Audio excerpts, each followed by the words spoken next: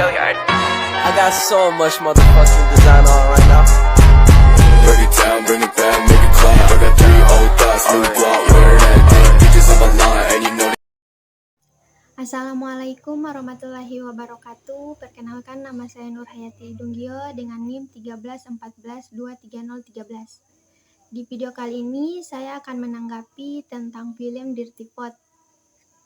Di tengah masa tenang pemilu 2024, sebuah film dokumenter berjudul Dirty Pot dirilis di akun YouTube PSHK, Pusat Studi Hukum dan Kebijakan Indonesia, pada Minggu 11 Februari 2024 terpantau hingga pukul 9.30 waktu Indonesia Barat pada Senin 12 Februari 2024.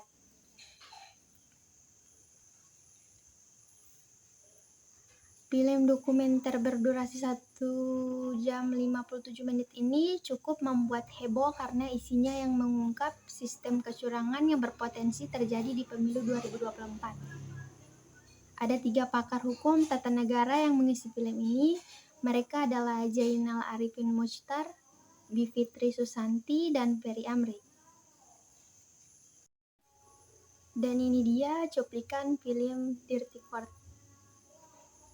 Saya mau terlibat dalam film ini karena banyak orang yang akan makin paham bahwa memang telah terjadi kecurangan yang luar biasa sehingga pemilu ini tidak bisa dianggap baik-baik saja. Jika Anda nonton film ini, tolong jadikan film ini sebagai landasan untuk Anda melakukan penghukuman. Film ini dianggap akan mampu mendidik publik betapa curangnya pemilu kita dan bagaimana politisi telah mempermainkan publik pemilih hanya untuk memenangkan kepentingan mereka. Kecurangan ini jangan didiamkan atas nama kelancaran pemilu.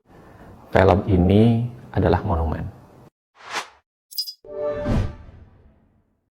Terpantau banyak juga tokoh publik yang juga turut mengomentari soal film Dirty Pot. Sebagian besar memberikan apresiasi atas hadirnya film dokumenter ini, namun tak sedikit juga yang menyebut film ini hanya untuk menjatuhkan salah satu paslon tertentu. Apa saja yang ada dalam film Dirty Pot?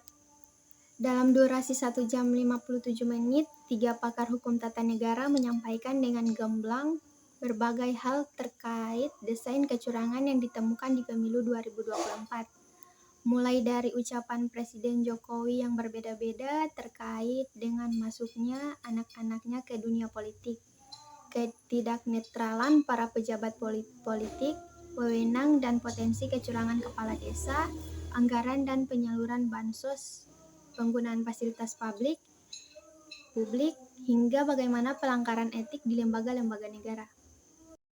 Baik, saya akan menanggapi video film Dirty Pot. Film ini tidak ada niat sedikit pun untuk menjelek-jelekan atau menjatuhkan salah satu paslon. Tetapi video ini memberikan pemahaman kepada masyarakat tentang tantangan yang dihadapi dalam proses demokrasi. Memberikan sudut pandang yang kritis dan mendalam terhadap kecurangan yang terjadi dalam pemilu 2024. Dan meningkatkan kesadaran masyarakat tentang pentingnya partisipasi aktif dalam pemilu dan menjaga integritas demokrasi. Dan juga video ini memberikan pemahaman soal pentingnya menjunjung tinggi integritas dan mengatur diri sendiri dalam membuat aturan yang berlaku untuk semua. Dan memberikan pelajaran bahwa bantuan sosial seharusnya digunakan untuk menjalankan kewajiban terhadap warga miskin, bukan sebagai alat politik atau kepentingan pejabat. Dan membuat masyarakat lebih peka terhadap bobroknya rejim saat ini yang menggunakan segala cara untuk memenangkan pemilu. Dan saya berharap pemilu ini berjalan dengan baik dan juga tidak terjadi hal-hal yang kita khawatirkan. Terutama jangan sampai terjadi perpecahan di masyarakat kita. Karena adanya pemilu, kemudian terjadi permusuhan. Yang seharusnya pemilu kita harapkan akan menambah kebaikan, memperbaiki keadaan, jangan sampai pemilu justru menimbulkan masalah yang membawa kemunduran kita karena adanya permusuhan antara satu dengan yang lain. Dan saat ini masih banyak sekali di lingkungan kita pemuda-pemuda yang seharusnya bisa menjadi pimpinan masa depan, namun saat ini masih menjadi pengangguran. Melihat kondisi ini, semoga pemerintah bisa memberikan atau menyediakan wadah bagi pemuda-pemuda yang membutuhkan pekerjaan sehingga dapat menekan angka pengangguran di Indonesia.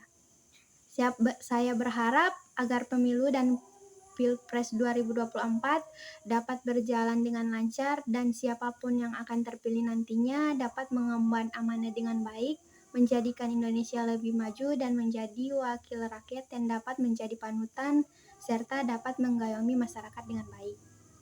Sekian dari saya, apabila ada salah kata saya mohon maaf. Wabillahi taufiq wal hidayah. Wassalamualaikum warahmatullahi wabarakatuh.